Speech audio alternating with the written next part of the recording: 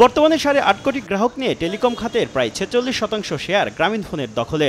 2024 সালে শীর্ষ অপারেটরটির কর পরবর্তী নিট মুনাফা হয়েছে 3,631 কোটি টাকা। টেলিকম খাতে একক আধিপত্য কমাতে 2019 সালে গ্রামীণফোনকে সিগনিফিকেন্ট মার্কেট পাওয়ার অপারেটর ঘোষণা করে বিটিআরসি। জিপি যাতে আর মার্কেট শেয়ার না বাড়াতে পারে সেজন্য আন্তঃসংযোগ ফি বৃদ্ধি সহ বেশ কিছু বিধিনিষেধ আরোপ করা হয়। রবি বাংলালিংক ও টেলিটক গ্রাহকরা একে অপরের সঙ্গে কথা বললে আন্তঃসংযোগ ফি বাবদ মিনিটে 10 পয়সা লেনদেন করে এই 3 অপারেটর। অথচ জিপি নম্বরে কথা বললে একই ফি বাবদ এই 3 অপারেটর থেকে গ্রামীণফোন পায় 7 পয়সা। বাকি 3 পয়সা আলাদা ব্যাংক হিসেবে জমা রাখে রবি ও বাংলালিংক। 2020 সালের জুলাই থেকে এ পর্যন্ত রবির তহবিলে 340 কোটি টাকা এবং বাংলালিংকের জমেছে প্রায় 260 কোটি টাকা। বাংলালিংক বলছে এরই মধ্যে 200 কোটি টাকা খরচ হয়েছে, তবে অর্থ ব্যবহারের নির্দেশনা পায়নি রবি। ইন্টারকানেকশন ফিস থেকে যে সেভিংসটা আমরা করেছি, এটা কিন্তু সেভিংস, এটা কিন্তু রেভিনিউ না।